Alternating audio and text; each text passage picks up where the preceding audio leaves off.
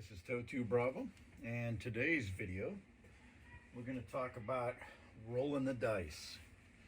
So I saw that Palmetto State Armory had a 4th of July sale on their Chinese made Albanian used SKSs, and you know, in the explanation it does mention that there could be cracks, gouges, trench art, you name it, but they would be functional.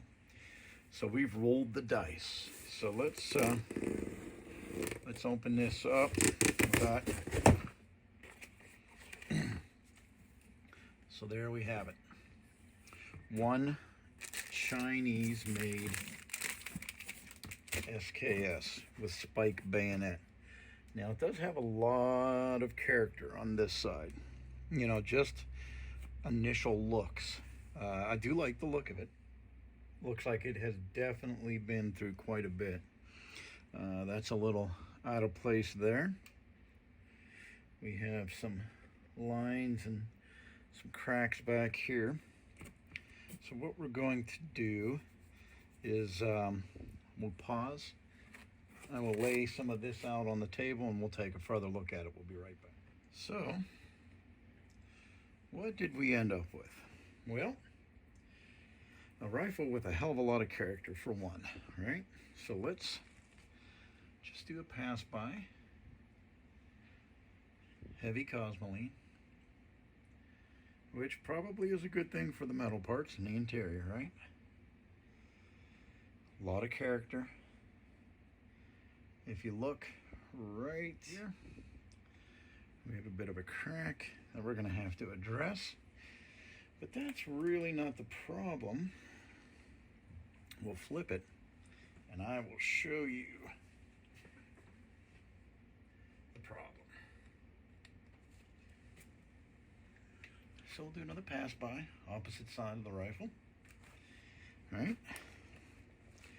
You can definitely see there's something going on there. I don't know that we can save that. And then you can see what looks like a battlefield repair. Right? So we have some pretty heavy damage here, here, here, and here. Now we won't know the extent of this damage, obviously, until we disassemble the rifle. But it looks pretty heavily damaged. But I'm going to disassemble it and try my best to repair it. Now I don't even think I should try to look at matching serial numbers, but we will. So up here we have our Chinese markings. Looks like 12382060. All right, well, magazine matches. Trigger guard matches. Let's see if the back of the bolt matches.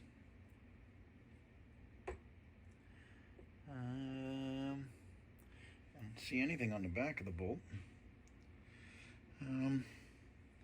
But plate, too funky to know.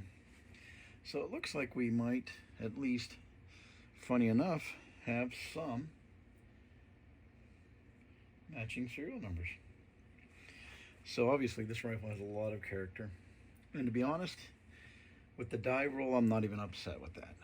I'm actually excited to see if I can restore this and make it safe to shoot. Not saying that it's not safe, but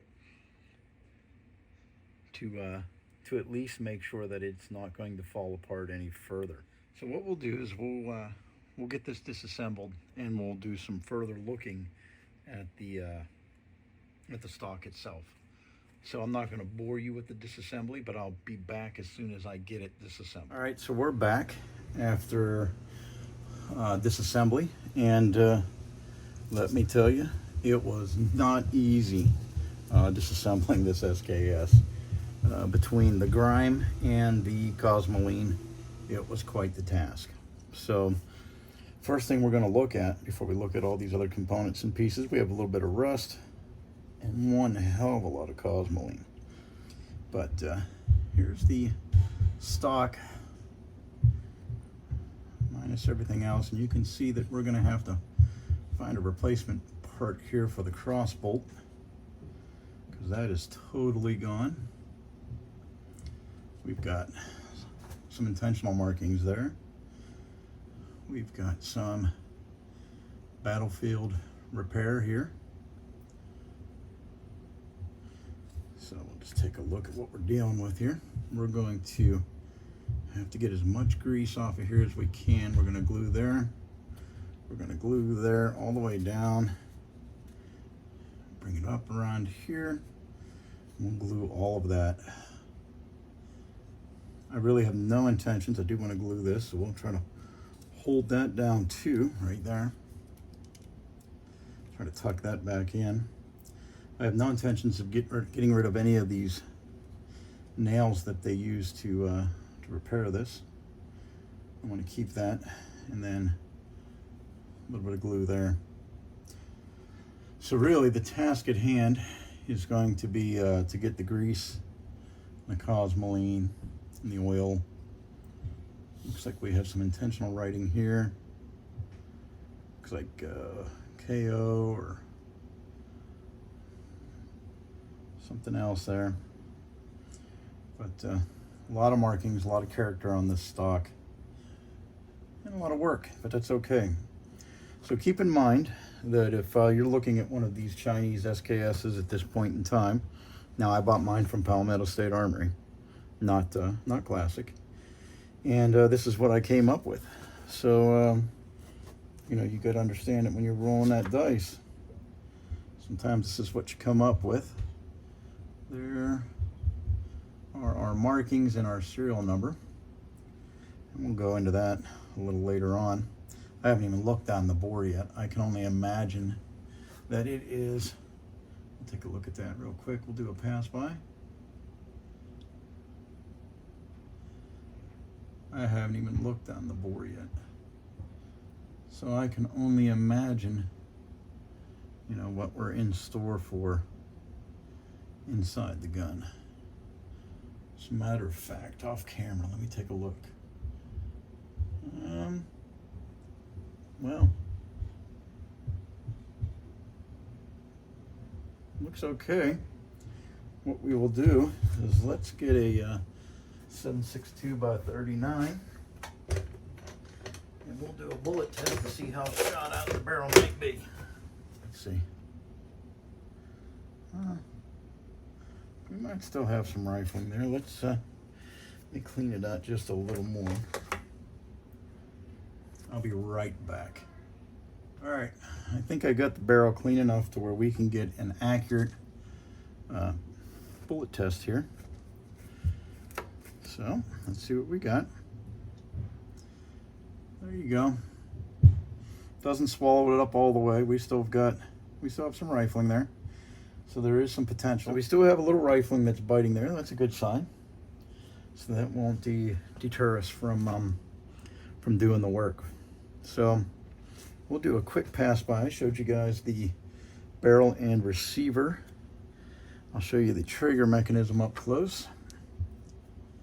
Here's the trigger. This is a milled trigger, which is nice. Little rust there. I think we'll be able to overcome that. Here's our magazine. That bad boy is gunked up. Looks like we have matching serial numbers there also. A little rust over here. Take care of that. Here's the spring. This thing is totally gunked. Bolt cover. Oh yeah, look at that. Okay, here's the bolt cover. And it does match serial number wise also. So there's that. Here's that cross bolt that wasn't tying into anything. So we'll have to sort all that out. Here's our bolt assembly, charging handle, etc. Oh. And that is pretty file. I think we can get a serial number off of that too. Let's see what we've got.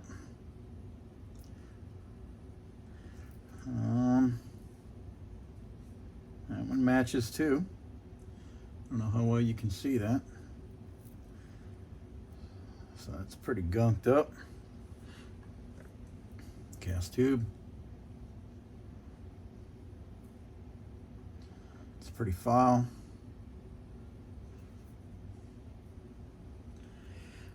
What's left? Butt plate.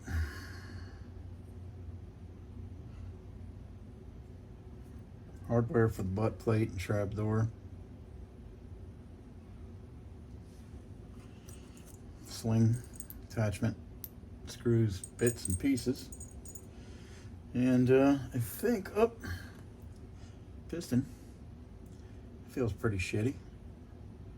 It's gonna need some love. I'm sure the story behind this weapon's interesting. I mean, it definitely has quite a bit of wear. I mean, it's neat to think about that it started its life in China. So, no telling what it did in China, right? And then from China, it went to Albania. Again, there's no telling what was done with this rifle in Albania. And then after the fact, it was put in storage. And now we have it. I don't think this is the original stock overall, though, because it has the spike bayonet, but it sure doesn't look like, I don't know, I'm not an expert, I'll have to do a little more research, but it looks like this might have been for a blade bayonet at one time. I don't know. Very interesting. She's been beat up, rode hard, put away wet, but we're going to try to bring her back to life. So this is our first video on our Chinese Sks. I hope you enjoyed that. And the next one we'll do will be after everything is clean, and we're starting some repairs on the stock here. So that's enough yapping. I hope you guys enjoyed the video. This is Toad 2 Bravo. Until I see you again, thanks for watching.